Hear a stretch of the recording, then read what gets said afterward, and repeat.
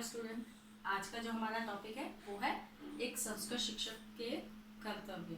मतलब शिक्षण को लेकर उनके क्या कर्तव्य है, किस प्रकार शिक्षण किया जाना चाहिए उसको लेकर। ठीक है, तो इसमें सबसे पहली बात आ जाती है शिक्षण की। शिक्षण यानी कि एक अध्यापक द्वारा शिक्षण जो है वो किस प्रकार किया जाना चाहिए।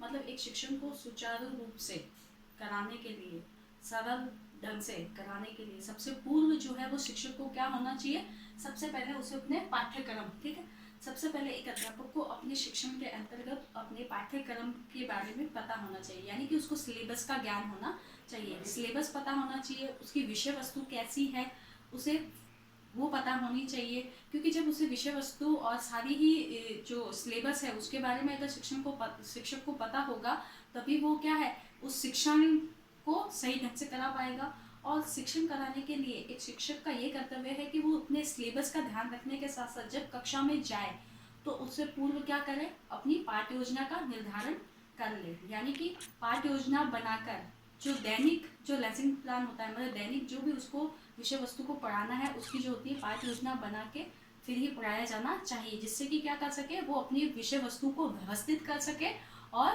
प्रभावी ढंग से कक्षा में उसे प्रस्तुत कर सके। इसीलिए सबसे पहले क्या होना चाहिए, एक शिक्षक को अपने पाठ्यक्रम, विषय वस्तु का और पाठ्य योजना का ध्यान रखना चाहिए, जिससे वो शिक्षण कार्य को अच्छे से करा सके। नेक्स्ट होता है मूल्यांकन। ठीक है, दूसरा कर्तव्य होता है एक शिक्षक का कि समय समय पर क्या किया जाना चाहिए, उसके द्वारा बालक का मूल्यांकन किया जाना चाहिए। बालक का जो समय समय पर मूल्यांकन है वो यूनिट टेस्ट के साथ साथ एक अध्यापक द्वारा कक्षा के अंतर्गत कक्षा टेस्ट, मतलब बोले तो क्लास टेस्ट होना चाहिए। ठीक है, एक अध्यापक द्वारा भी हर सप्ताह में क्या किया जाना चाहिए, बच्चे का मूल्यांकन किया जाना चाहिए। और मूल्यांकन के बाद उस बच्चे का क्या किया जाना चाहिए, अभिलेख लिखा हुआ होना चाहिए, यानी रिकॉर्ड जो है वो अभिलेख तैयार किया जाना चाहिए। एक अध्यापक द्वारा जो है वो मूल्यांकन से अभिलेख, यानी कि हर बच्चे का जो रिकॉर्ड है वो रहना चाहिए कि कौन सा बच्चा जो है उसका स्तर किस प्रकार का है, कौन सा बच्चा निम्न स्तर का है, कौन सा उच्च स्तर का है और कौन सा बालक है जो श्रेष्ठ स्तर का है। ठीक है, तो ये सब कैसे पता चल पाएगा, जब बच्चे का समय समय पर मूल्यांकन किया जाएगा। फिर बात होती है साहित्यिक क्रियाओं का आयोजन। तीसरा जो है कर्तव्य क्या है शिक्षक का कि समय समय पर क्या किया जाना चाहिए, उसके द्वारा एक साहित्यिक क्रियाओं का आयोजन किया जाना चाहिए। साहित्यिक क्रियाओं के अंतर्गत ये होता है कि जितने भी साहित्य प्रकरण है, ठीक है, साहित्य बोले तो हमारे जितनी भी संस्कृत ग्रंथ की जितनी भी रचनाएं होगी, जैसे कालिदास की रचना है, बाण की रचना है, भट्ट की रचनाएं हैं, या जितने भी है, ठीक है, विद्वान जो हर्ष है उनकी रचनाएं हुई, जितनी भी रचनाएं होगी उन सब के बारे में उनसे संबंधित क्या किया जाना चाहिए, किसी भी प्रकरण को लेकर बालकों को क्या किया जाना चाहिए कि भाई आप इस प्रकरण पे क्या करोगे, इसको आप तैयार कर दो, इसके बारे में विषय वस्तु। तो जब बच्चा क्या करेगा उस प्रकरण को तैयार करेगा, यानी उससे संबंधित विषय वस्तु को खोज कर लाएगा, उसके बारे में लिखेगा, तो उसका क्या है जो साहित्यिक ज्ञान है वो क्या होगा, उसमें वृद्धि हो पाएगी। और साथ ही साथ में उसको जब ये संस्कृत साहित्य को जब वो पढ़ेगा और जानने लगेगा तो उसकी संस्कृत के साहित्य के प्रति जो है वो रुचि बढ़ सकेगी। और साथ ही साथ में जब साहित्यिक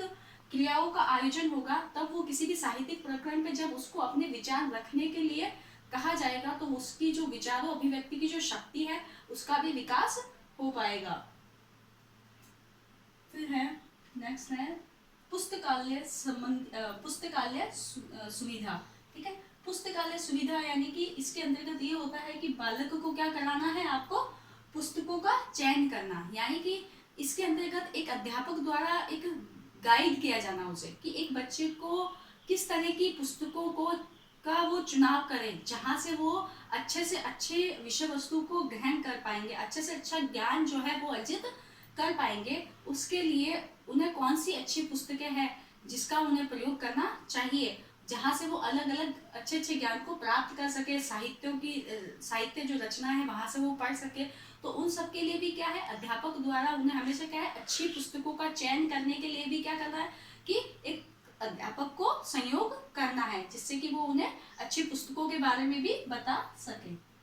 छात्रों की कठिनाइयां दूर करना। नेक्स्ट क्या होता है, उसका कर्तव्य है कि वो क्या करे, समय समय पर छात्रों की जो कठिनाइयां हैं उनको भी दूर किया जा सके। एक अध्यापक का कार्य केवल इतना नहीं कि वो केवल अपनी विषय वस्तु से संबंधित उन्हें शिक्षण कार्य कराए और बस, लेकिन साथ ही साथ में एक शिक्षक का कार्य है कि शिक्षण कराने के साथ साथ उनकी जो व्यक्तिगत जो भी कठिनाइयाँ उन्हें आ रही है वो कठिनाइयों को भी दूर करने का प्रयास किया जाना चाहिए और उन्हें व्यवहारिक ज्ञान भी दिया जाना चाहिए। नेक्स्ट है उपचारात्मक शिक्षण। एक अध्यापक का कर्तव्य क्या होता है कि उसका उपचारात्मक शिक्षण करना, यानी कि शिक्षण कराने के साथ साथ ही उसका उपचार भी किया जा सके। यानी कि जो बालक को जो शिक्षण कराया जा रहा है, जब आपने मूल्यांकन किया और जहाँ बच्चे को कठिनाई आ रही है तो आप क्या करोगे, उस कठिनाई का आपके द्वारा उपचार भी किया जाना चाहिए। मतलब उस कठिनाइयों को, बच्चे की उस कमियों को कैसे दूर किया जा सके, इसका भी प्रयत्न जो है वो एक शिक्षक को करना चाहिए। तो किस प्रकार से उपचार कर सकते हो आप, उनको बार बार अभ्यास कराकर, उनका यूनिट टेस्ट लेकर, उनको पुनर्बलन देकर, इस प्रकार से जो है आप उसमें क्या कर सकते हो, उनकी कमियों को दूर कर सकते हो।